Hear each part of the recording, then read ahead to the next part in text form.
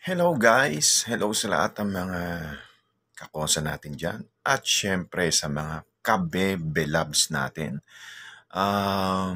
Medyo hindi ako nakakapag ng mga videos ko ngayon kasi sobrang busy talaga. Pero siguro sa mga susunod na araw, baka sunod-sunod na. Iniipon ko lang video at the same time, yung nga busy, hectic. Well anyways, naisip ako magganito ngayon dahil ako yung nababahala. Okay. Sana nangyayari yung sa West Philippine Sea between China and Philippines. Kasi guys, alam niyo kung bakit ako nababahala. Noon ko pa nabasa yung sa Biblia. Ang nabasa ko noon, sa salin ng English, and there will come a time that a country in Asia that called a sleeping giant will fight among the brethren. Okay? Sa ibang salin ng English sa Bible, will fight among the brethren of Israel. May ibang pang salin ng English yun. Basta bottom ganon. Hindi ko kasi pwedeng baguhin yung nasusulat sa Bible kasi masama rin yung bawal din yun. Merong scripture din sa Bible na bawal ka magdagdag, bawal ka magbawas. Pero sa Tagalog na salin, nabasa ko dati noon na isang bansa sa Asia na tinatawag na higanting natutulog ang babangon upang lumaban sa kanyang panganay na kapatid na si Israel. Basta parang ang bottom line, isang bansa sa Asia nga yung magra-rise upang magsimula ng kaguluhan sa Asia. At ito yung time, yun na yung hudyat sa atin na parang second coming. Start ng second coming na yun. Well, hindi lang naman ako nakakaalam na ito. Lahat ng mga Christian out there yan, alam ko, wherever they are, nasan man sila ngayon, alam ko na alam nila yung nangyayari na yan is nakasulat na yan sa Bible noon pa. So, yun nga, hindi natin masabing China, wala naman sinabi doon sa Bible na China, pero sino ba yung tinatawag na higanting natutulog sa Asia? Hindi naman Pilipinas, tayo Pearl of the Orient tayo, perlas ng silangan. Land of the Rising Sun, Japan yun. May mga kanya-kanyang tawag ang bansa, mga Singapore, iba-iba, pero for sure, isa lang tinatawag, nag-iisang bansa sa Asia na tinatawag na higanting natutulog or sleeping giant.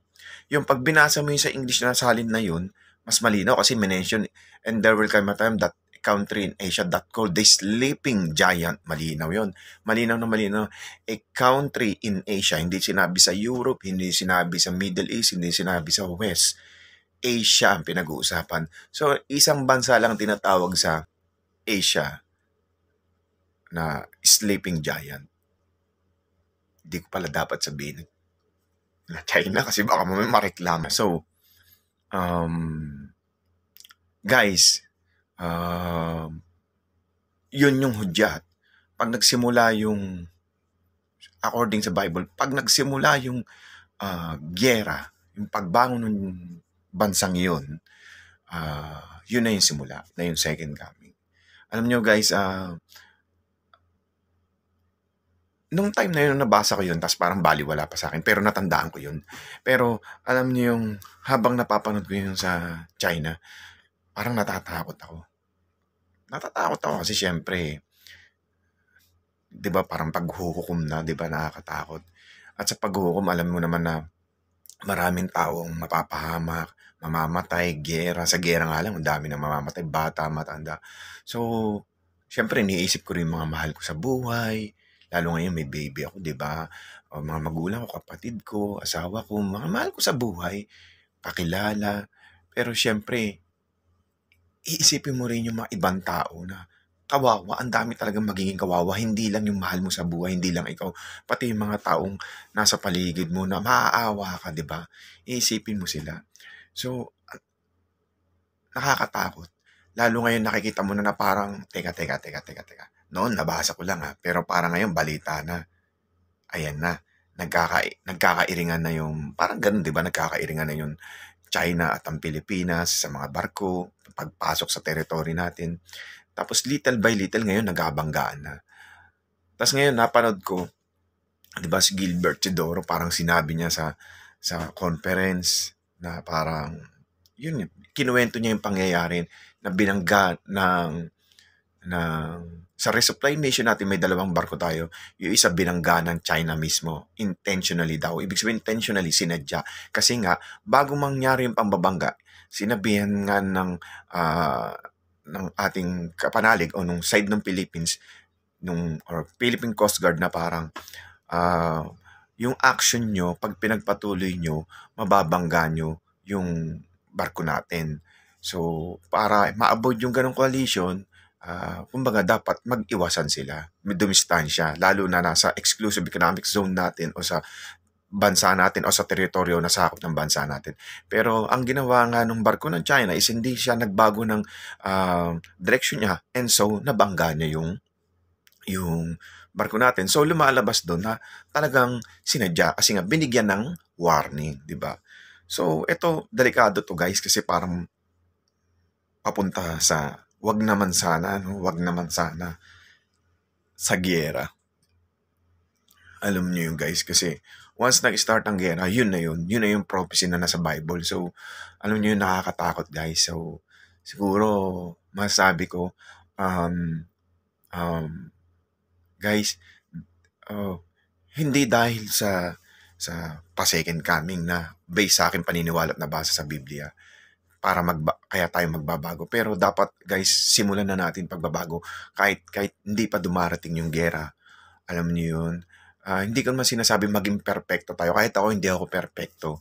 Nagbabasa ako Biblia.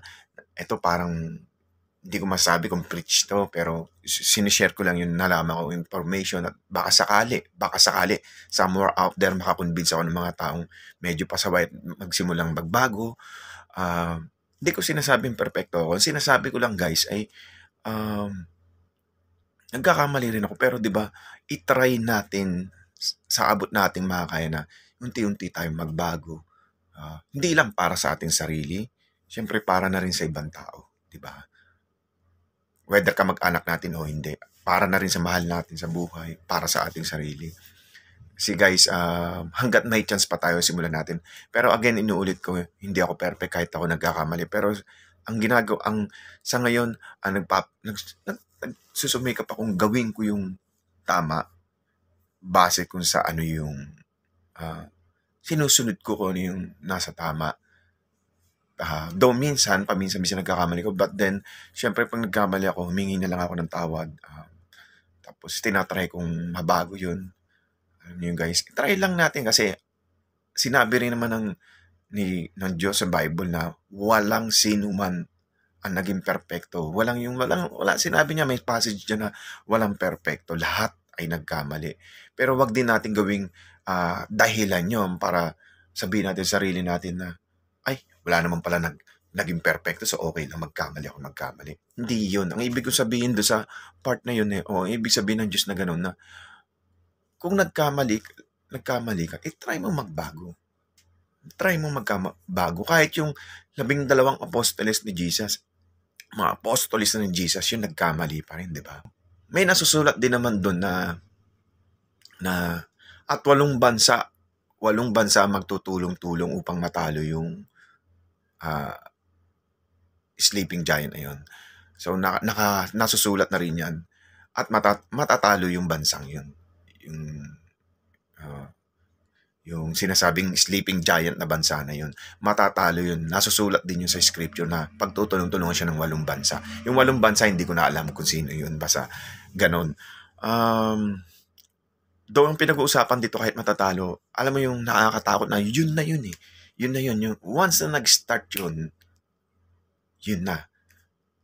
Yun na yung warning natin na guys, may nakalimutan nga rin pala ako importante. So, pahabol. PS, pahabol muna.